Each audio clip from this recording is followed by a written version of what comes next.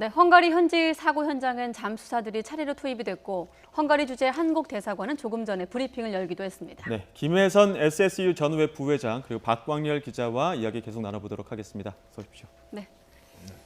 자, 헝가리 주재 한국대사관 국방무관이 브리핑을 했습니다. 몇 가지 좀 눈에 띄는 내용들이 있던데 다시 한번 좀 요약을 해주시죠.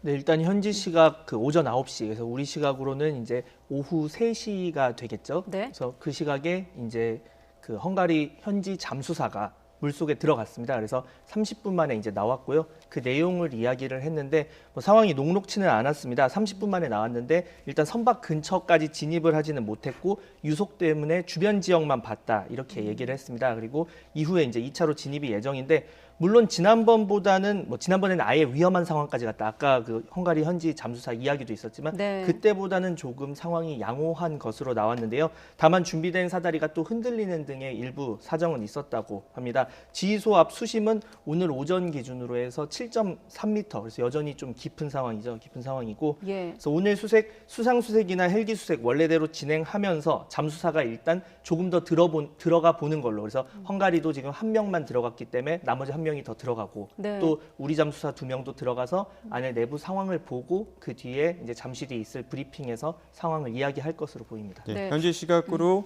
오전 9시 그리고 우리 시각으로 오후 4시에 일자 시험 잠수를 준비를 하고 시작을 했습니다. 한 30분 정도 시험 잠수를 했다고 이제 현재 전해지고 있는데 이 정도 시간이면은 어느 정도 확인이 됐다고 봐야 될까요? 그리고 또 한 가지 여기 얹어서 여쭤보면 일단 4명이잖아요. 헝가리 2명, 한국 그 잠수사 2명인데 같이 안 들어가고 이렇게 한 명씩 들어가는 이유도 있을 것 같아요. 같이 좀 설명해 주시죠. 네, 그러니까 지금 보면 어떤 선내 진입 이런 거는 테스트를 않고 지금 물 밖에 이게 선체 밖에 어떤 물의 흐름 작업할 수 있는지 없는지 이 판단만 하는 것 같아요. 예. 실제 보면 30분 정도 다이빙을 했다 그러면 네. 사실은 꽤 오랜 시간이거든요. 예.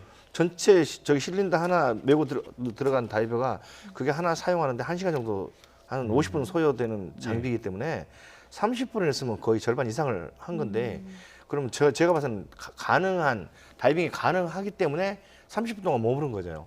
안 그랬으면 그냥 들어갔다가 바로 사다리 타고 나왔을 거라는 얘기죠. 왜냐하면 몸이 가눌 수 없다. 시간도 의미가 있다고 보시는 거군요. 그렇죠. 예. 30분 정도의 어떤 시간을 끌었다면 제가 개인적인 경험으로는 네. 다이빙 가능하다. 예. 이걸 말하는 것 같아요.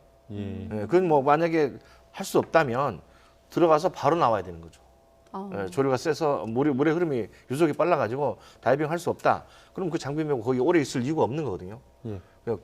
그냥 나왔을 거라고 사료되니까 그러면 그 30분 동안 또 뭐를 했을지도 어떤 점들을 확인했을지 일단 어떤 그 강 내부의 어떤 환경이나 이런 것들을 좀 확인했을 거라 보시는 제가 건가요? 환경 저 정도 되면 환경 같은 거 테스트 안 하고 올 확률이 많아요. 그냥 어떤 사다리에 매달려서 네. 어떤 팔 동작을 해보거나 다리 동작을 테스트해보거나 뭐 물의 흐름을 어느 정도 보고 이거 가능한지 내가 움직일 수 있는지 없는지 이런 정도 파악하고 나온 것 같은데 어쨌거나 30분 정도 머물렀다면 네. 제가 봐서는 다이빙을 할 수 있는 여건이 조성됐다라고 판단하는 겁니다. 네. 만약에 물론 가정입니다만은 부회장님께서 현장에 가셨다면 어떤 점부터 좀 확인하셨을 것 같아요?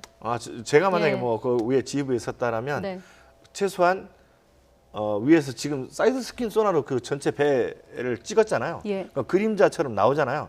그러면 위에서 저기 작업을 하기 전에는 저런 작전을 하기 전에는 네. 똑같은 모형의 배를 보여주거나 그렇지 않으면 그림상으로 네. 도면을 갖다 그 작업자 그 작전 구조자한테 전체를 설명하고 보여주는 거죠. 시험 잠수사에게? 예, 네. 시험 잠수 전체 보여주는 거죠. 그럼 그렇다고 보면 그 시험 잠수사가 최소한 네.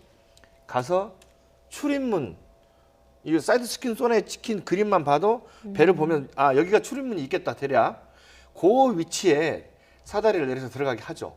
제가 만약 있다면 제가 최소한 그래서 출입문 정도는 확인하고 그렇죠. 나왔을 것이다. 출입문 예. 정도 확인해서 출입문 안에 들어가 봐서 조류 흐름이 어떤가 작업이 가능한지 네. 이 정도는 판단해서 위에다가 보고를 해줘야 작업이 용이하게 되고 시작하자라는 결정이 나온 거죠. 네. 일단은 헝가리 그 잠수사가 들어갔고 네. 이제 우리 잠수사가 들어갈 예정이라고 앞서 현장 기자가 전해줬긴 했습니다만 좀 그런 부분들도 좀 내용을 기다려 보야 될 것 같고요. 네. 앞서 제가 드린 질문 왜 한 명씩 들어가는지에 대한 좀 질문도 한번 궁금합니다. 저는 그러니까 지금 그 위험하기 때문에 일단은 위험한 모든 어떤 국제 룰은 2인 1조가 타입을 하게 돼 있거든요. 네. 예, 안전을 위해서 하는 건데 저거는 선내 진입을 안 하기 때문에 선내 진입하는 지시를 위해서는 없었기 때문에 네. 2명이 들어가지 않는 겁니다. 수중 환경만 보고 나오는 거기 때문에. 수중 환경만 보고 나와라 이런 거죠. 그래서 제가 저걸 이제 지금 오픈식 스쿠바로 갔느냐 들어갔느냐 예. 지금 SSDS라는 장비 그러니까 육상에서 공기 공급을 해주는 장치를 메고 들어갔느냐 그렇다면 혼자 들어갈 확률이 많아요. 왜냐하면 그건 둘이 들어갈 수가 없거든요. 혼자씩 들어가거든요. 네. SSDS라는 장비를 맸을 경우는 혼자 들어가요. 근데 스쿠바를 맸을 경우는 둘이 들어가요. 앞서 말씀하신 그 장비는 어떤 장비인 거죠? 그 장비는 스쿠바는 우리가 일반적인 예. 그 레포츠용으로 쓰는 장비들 있잖아요. 네네. 이 싱글렁 하나짜리 매는 걸 스쿠바라고 하는 거고 그거는 이제 자가 호흡 매체라고 해가지고 압축 공기를 그냥 들고 다니면서 마시는 형태죠. 네. 뭐 예를 들어서 무선, 무선. 근데 이제 유선은 SSDS라는 장비는 우주복처럼 입고 들어가는 겁니다. 입고 위에서 통화가 다 가능하고 카메라 달려 있어서 위에서 다 그림으로 보는 거예요. 다이빙이 이 예. 사람이 하는 손짓 발짓까지 다 보이는 장비죠. 그런 장비가 다른 거예요. 그렇군요. 그러니까 이건 장비는 대신 장비가 무겁고 행동이 약간 불편하고 스쿠바 장비는 가볍고 행동이 용이하고 이런 두 가지 차원이 있는데 장단점이 있군요. 예, 어떤 걸로 지금 들어갔는지 모르겠어요. 혼자 들어갔다면 제가 보기에는 스쿠바로 간 게 아니고 혼자 들어갔다 그러면 SSDS라는 장비를 썼지 않았을까 이런 SSDS로 예. 좀 추정돼 볼 수 있겠다. 예, 그런 추론이 네. 있는데 방금 그림에 잠깐 보니까 네. SSDS 장비를 착용하는 것 같아요. 그러면 그러면 그 나라에도 그런 네. 장비가 있다는 내용이고 그걸로 그걸로 앞서 김대근 기자가 현장에서 그 준비하는 화면을 보니까 네네네. 그 잠수사들이 준비하는 모습을 보니까 그 네. 장비로 보이기도 한다. 네, 이런 그 말씀이시군요. 장비면 일단은 사고 내용은 2차적인 사고 발생이나 다이버가 안전 그게 훨씬 더 뛰어나거든요. 네. 네, 스쿠바보다는. 그렇군요. 예. 네. 지금 현지에서는 뭐 헝가리 대국민 기자회견이나 또 뭐 인양 날짜 같은 일정들도 좀 나와 있는 것 같은데 앞으로의 남아 있는 일정들이 있다면 어떤 게 있을까요?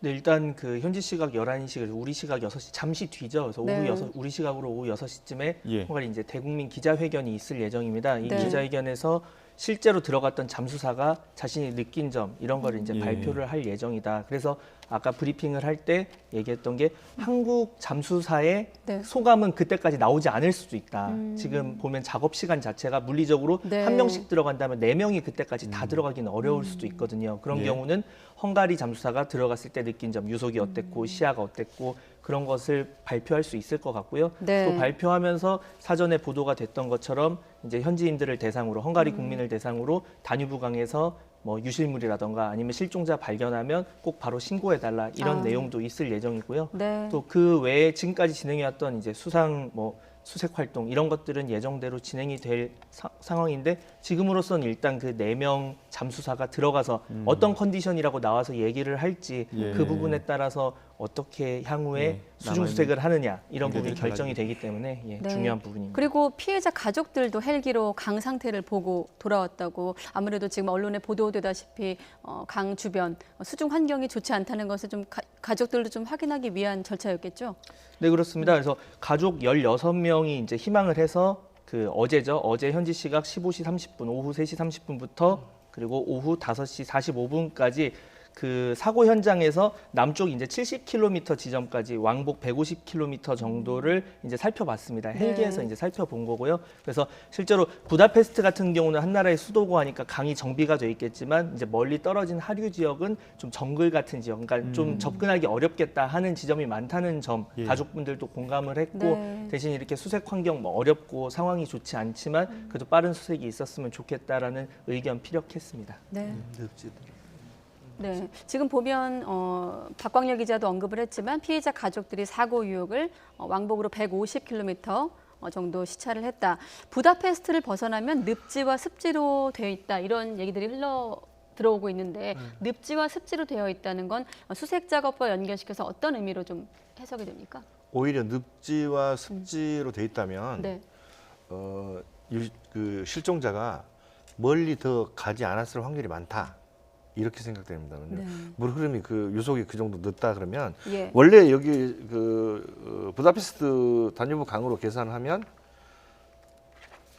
최소한 하루에 240km 이상을 떠밀려 가야 정상이거든요. 지금의 속도라면. 예, 지금의 속도로 한다면 240km 그럼 5일이면 그 1000km가 넘는 거리죠. 그렇다면 흑해까지 거의 갔다고 보는 거거든요. 그 거리가 전체적으로 따지면 900 몇 킬로라고 하니까. 네. 근데 늪지대가 있으면 그게 이제 거의 그 안에서 정조 상태가 되기 때문에 네. 그 흐름이 멀리 가지 못했을 거라 생각하는 거예요. 오히려 수색을 하는 데는 더 용이하다고 보는 겁니다. 그 에리아가 그 거리 수색하는 구조하는 거리가 네. 짧게 되고 그다음에 또 하나는 참고해야 될 일이 이게 어떤 그 물의 흐름에 멈추는 곳이나 또는 그 부유물이 많은 곳 이런 거는 이런 곳에 그 있을 확률이 굉장히 많습니다. 네. 그다음에 또 하나는 예. 여기 온도가 엊그저께 보니까 잠깐 김장님한테 얘기했었는데 네. 처음에 그 12도에서 15도 정도라고 했어요. 네. 그 강의 흐름 그러니까 물이 예. 그렇게 되면 제가 왜 또 다른 골든 타임을 얘기하냐면 네. 이게 그 강에서 실종자가 실종됐을 때 네. 보통 그 정도 온도면 5일에서 6일 사이에 떠오릅니다. 실종자가 떠오르는데 이제 몸에 어떤 말씀드렸지만 음식물이 부패돼 가지고 가스가 차서 그걸로 인해서 이게 떠오르는데 그때가 골든 타임이 되는 거예요.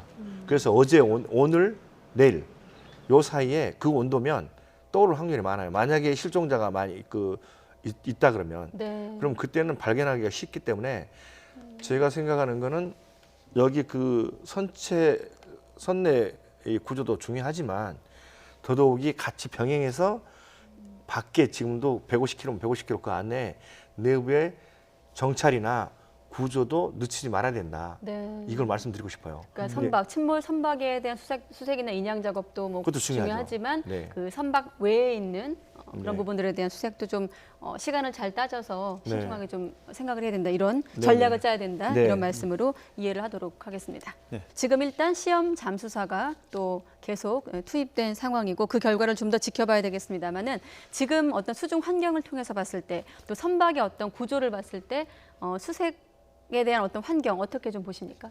네, 저게 지금 우리 다이버들이 들어가서 작업 가능하다 네. 이 판단만 서면 출입문이나 이런 건 그 아까 사이드 스킨 소나 때문에 네. 그 형태 때문에 어느 쪽으로 들어가야 유리할 건지 이거는 작업이 용이할 건지 이건 거의 판단이 됐다고 봐요. 현장 컨트롤 타워에서. 네. 그렇다 보면 지금 이 유람선이 구조가 복잡한 게 아니에요. 우리 버스를 딱 상상을 네. 하면 단순하거든요. 예. 간단히 좀 요약을 하면 헝가리 경찰청 대변인 그리고 대테러 청장 그리고 이어진 우리 정부 합동 신속 대응팀의 송순근 국방무관까지 이번 사고 대응 합동 브리핑을 들어봤습니다. 사고 경위, 또 수중 환경, 선체의 상태까지 그동안 알려졌던 내용들을 공식 확인해준 기자회견의 성격으로 좀 볼 수 있는데 자 박광열 기자, 일단 긴 시간 좀 브리핑 내용을 들어봤는데 우선은 헝가리 당국이 인양에 좀 방점을 찍고 있다고 보이는데 어떻습니까? 네, 맞습니다. 요약을 하면 인양에 뭐 말씀하신 것처럼 방점을 찍었다 그래서 네. 지금 들어간 것도 선체 내 수색이 아닌가. 선체에 들어가는 것 자체는 엄정히 금하겠다 이렇게 얘기를 했습니다. 헝가리 또 우리 잠수사 모두. 그래서 근처에 이제 인양을 위해서 포인트들, 그래서 어디에 줄을 묶고 이런 거를 할 건지 그런 부분 위주로 지금 이제 보고 있고 만일 보는 과정에서 뭐 시신이 실종자가 이제 네. 발견이 된다면 이제 뭐 당연히 수습을 하겠지만 그렇지 않으면 선제적으로 안엔 들어가지 않겠다 이런 상황으로 해석되고요. 네. 이에 대해서 이제 우리 측에서 상황이 나아진다면 좀 검토를 해달라. 그러니까 지금보다 작전 상황이 나아진다면 그때는 선체에 들어갈 수 있게 검토를 해달라 이 정도인데 지금으로서는 헝가리 당국이 아까도 뭐 얘기했던 것처럼 200톤짜리 크레인 기다리고 있다 이런 것처럼 지금의 인양에 아주 강력하게 방점을 찍고 있는 것 같습니다. 네. 예. 자, 브리핑 내용을 비롯해서 관련 속보 알아봤었는데 전문가로서 짧게 한마디 부탁드릴게요. 좀 아쉬운 대목이 있을 것 같은데요. 네, 계속 지켜보시면서도 네. 계속 이렇게 좀 헝가리 한탄하시기도 하시고 하셨는데요. 네. 좀 답답합니다. 네. 그러니까 헝가리 측에서는 보면은 그 어떤 인양이 우선인 것 같고요. 저희 쪽에는 실종자 구조가 우선인 것 같습니다. 근데 저희 이런 사고를 당하면 네. 어떤 형태로든 실종자 구조가 최우선이거든요. 근데 그거는 정부 측에서 외교적인 노력을 좀 해서 실종자 구조 우선으로 했으면 좋겠고요. 네. 이게 왜냐하면 그 만약에 구조 작업이 시작되면 하루 이내에 끝낼 수 있습니다. 왜냐하면 이 배 선 구조가 간단하기 때문에 그렇게 할 수 있는데 충분히 가능한 시간이거든요. 헝가리 측에서도 그런 부분을 좀 양보했으면 좋겠고요.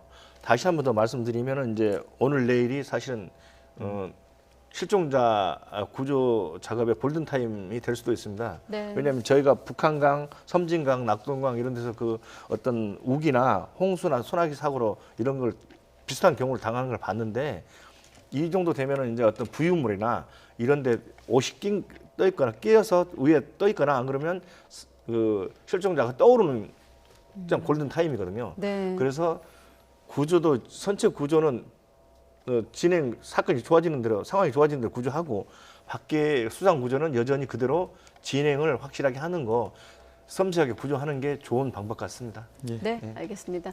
자, 브리핑 내용 포함해서 관련 속보는 이어지는 뉴스특보에서 계속 전해드리도록 하겠습니다. 박광열 기자, 또 김혜선 부회장님 오늘 두 분 수고하셨습니다. 네. 감사합니다.